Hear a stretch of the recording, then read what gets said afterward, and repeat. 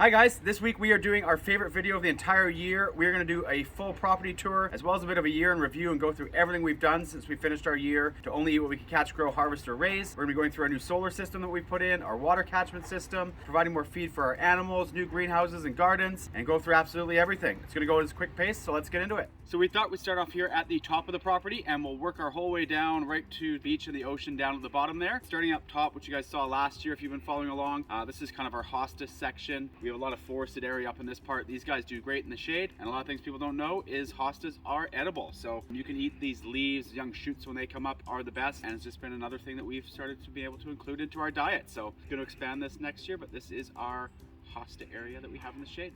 And one of the other projects we were really excited about this year that we got started on is putting in a water catchment system. With all the gardens we put in the last year, we are using a ton of water. So let's go show you that.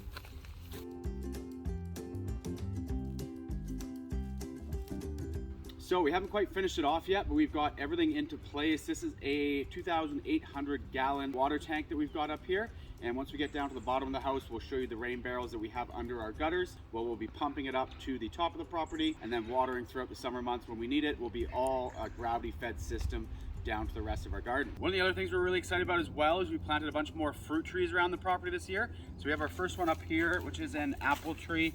It is kind of in our forested area here, but the sun does come right through this way. So it does get quite a bit of sun throughout the day, even though it doesn't look like it. We also have some neighbors that have fruit trees that it's in a more forested area and they do quite well. So we're optimistic we'll do well on this apple tree. We planted another fig tree down there as well, and then have a bunch more in the lower part of the property that we'll show you too. So next up is over to the chicken coop.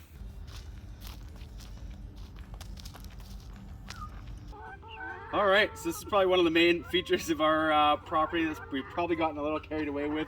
I think we have over 40 birds in here right now between our hens that are laying eggs for us.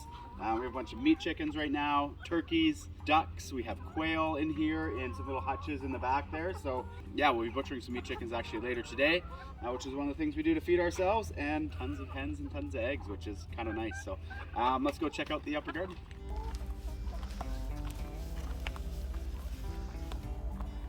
So this is our upper garden area. This is kind of one of the things we've learned a bit of the hard way that probably isn't going to work that best. If you watched our last year property tour video, we had some people that commented quite correctly that it wasn't just the soil that was going to be an issue, but just competing with the tree roots for the water. So I think next year we're going to redo this whole section with some raised beds that will be landscape cloth at the bottom, keep the roots out to kind of separate them. It does get a lot of sun off the front here throughout the day, so that's not the issue, but just the soil and competing with the trees up here that we really don't want to cut down on our property, so finding ways to work within it.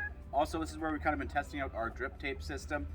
We've got a bunch of recycled drip tape from a local farm here on the island. We're really looking for ways next year just to save time, because it's such a time-consuming thing trying to provide all your own food for yourselves. So plan to use our water catchment system, use a whole gravity system to basically drip tape the whole property, or put in different kind of sprinkler systems through that, just so that it's an easy kind of switch on and we're not doing hours and hours of watering every day. So let's move on to the biggest project that we did this year.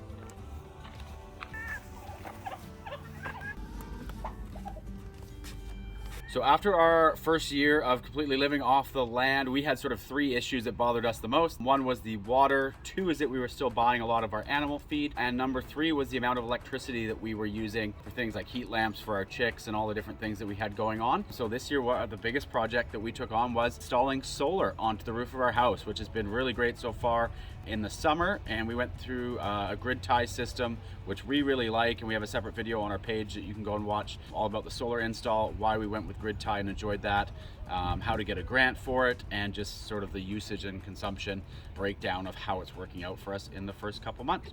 Let's keep moving and we'll go on to the lower garden.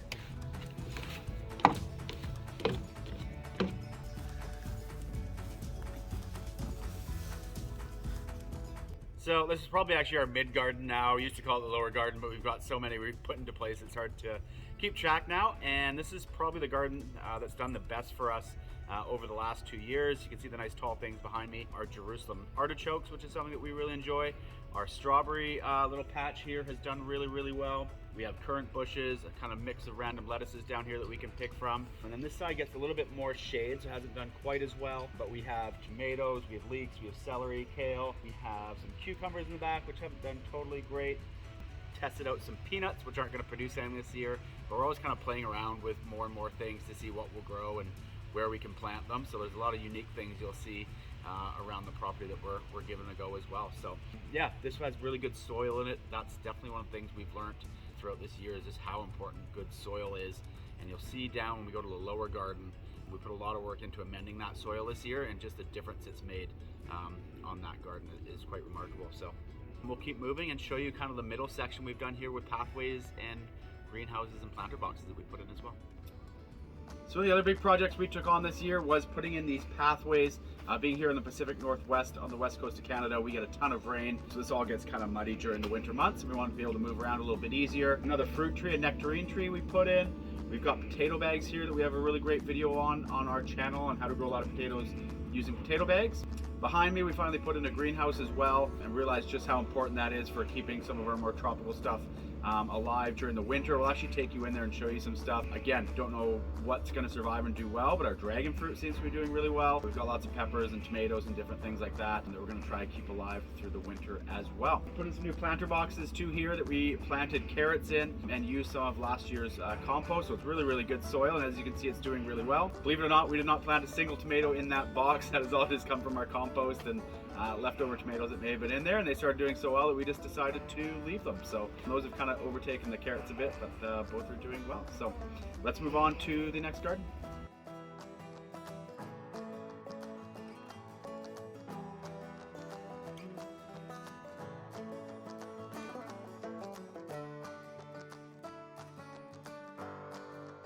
So this is another one of our middle gardens that we totally kind of put in from scratch this year.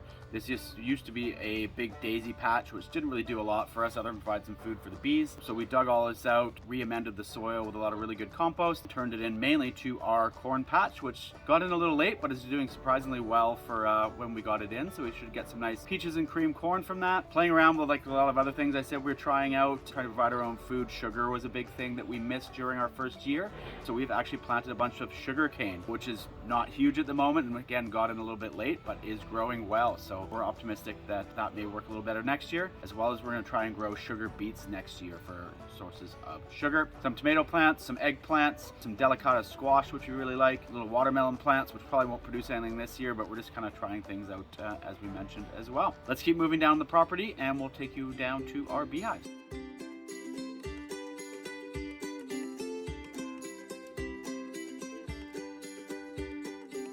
So another big part of our kind of homesteading adventure has been bees, and this has definitely been one of our favorites for both Steph and I. We started off with one beehive last year, and not only got a bit of honey, but also noticed a huge difference in the production of our fruits and vegetables just from the pollination that was going on. We didn't get a lot of pollination in prior years, and things like zucchinis and squashes didn't do nearly as well. And as we'll show you in a sec, those have really taken off. So these guys have been a huge help for our property. Unfortunately, our first hive did not make it through the winter, so we got 3 new hives this year and decided to try a couple different things to see what was working. In the past, we got a package of bees from New Zealand, which comes a little earlier in the year and gives them a head start. So we did that again this year with 2 of the hives, and then also got a local nuke as well, just to see if maybe the adjustment coming from the other side of the world, different hemisphere, was affecting them, and we're hopeful that all 3 are going to survive this winter. They're all doing really well, so hopefully that continues on, and we're definitely going to get a lot more honey than last year. We're going to leave a lot of it to help them survive the winter, and hopefully that is a big success. We'll move on and show you a couple more things behind you here, and the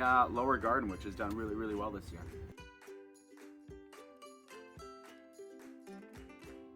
So our lattice here faces southwest and doesn't get a lot of sun in the morning, but does really well in the afternoons and evenings, and just taking advantage of the height that we can have here. So trying out a number of things. Our kiwis are doing so, not totally optimistic about those, but we do have a neighbor up the street that grows them successfully, so kiwis will grow here. We have our grapes that are doing really well just in their second year here, so those should definitely provide a lot of grapes for us starting next year. Tomatoes we use to grow up the lattice here as well. And then we'll take you over and show you the lower garden here, which we amended the soil on that we talked about, that's done really well. So as you can see, our squash plants have kind of taken over. We've probably planted these too close together, but we've also found that kind of useful, and then it's basically created a layer kind of protected from the sun, so we haven't have to water it as much. There's no evaporation, and it's kept that soil kind of nice and moist and warm here. So we have zucchinis, we have golden zucchinis, spaghetti squash, acorn squash, delicata squash that we really like. Further down the back there, we have some pumpkins, and then behind me here, we've also used the lattice to take advantage of it for growing pole beans. We have celery, we have chickpeas. We really want to make our own hummus, so we're doing that. Some more tomato plants, and then the back there, we've got some of our winter brassicas, which have started off. So cauliflower, broccoli, Brussels sprouts. There's some more beets, kohlrabi, a number of things like that. So we really try and grow a nice diverse group of vegetables and fruits to kind of keep things interesting for us. So this is our lower garden section, and now we'll take you up to the deck and finish it off.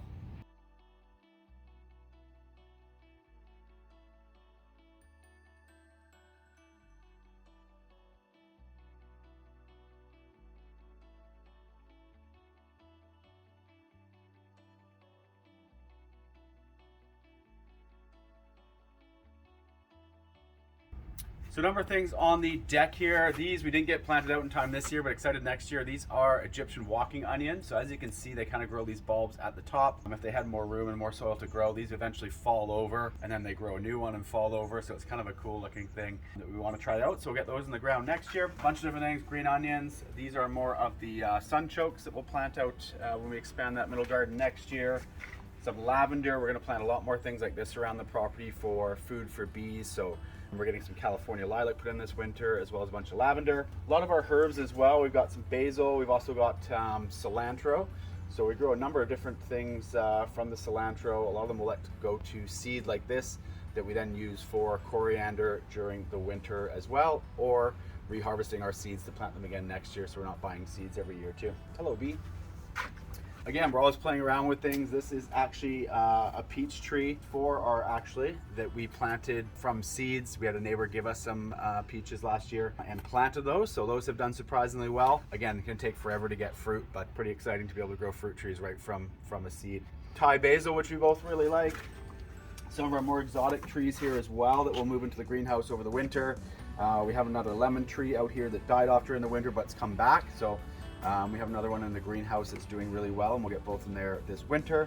An olive tree, so another thing I had no idea would grow in our climate here in the Gulf Islands on the west coast of Canada, but there is on the neighboring island actually an olive farm that we want to go check out, where they successfully grow it and make olive oil, which would have been a huge help for us. So also a fig tree. We have the one planted up top. This is another one we'll get planted at some point here. Behind me here, just kind of more different spices. Tomatoes that never made it in the ground that we haven't thrown out yet, that aren't going to produce anything. More green onions, and more just kind of spices and herbs here. We have mint, more Thai basil, parsley. We have lemongrass, and some more coriander that we're growing there too. And we'll just take you over here to the kind of last part we have to show you on our deck, which is address one of the other things that we found we needed to improve on from the first year.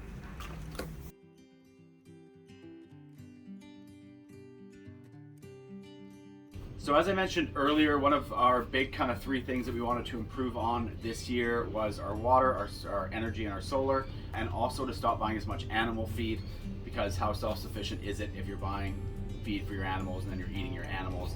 That isn't really a fully self-sufficient method to do it. So we've probably cut it back this year to where we're only buying about 10 to 15% of our animal feed, and the rest we are providing through seaweed and scraps and a number of different things.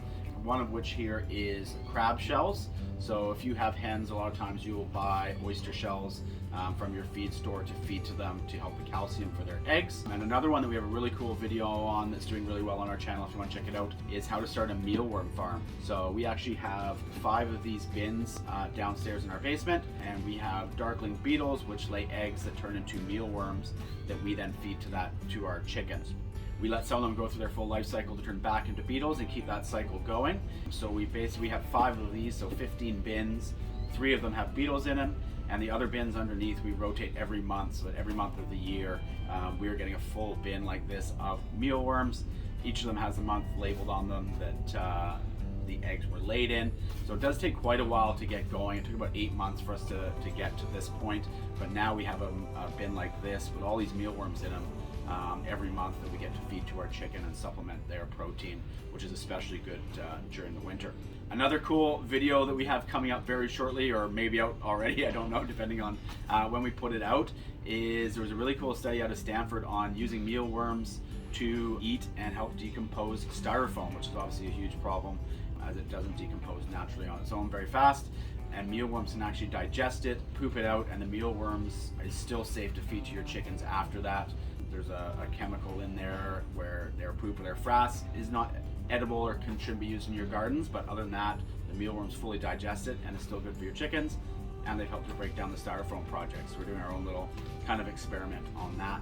The last thing behind me here is another video that we just recently did on a ladybug farm, which is really cool. We've always had a problem with aphids on the property, so just using ladybugs as a natural pest control system as opposed to using pesticides and sprays and things in our garden. So we released a bunch out into our garden in our greenhouse to eat the aphids, and now we're also have a little farm going to continue breeding them so that we'll be able to release more and more every year without having to buy them.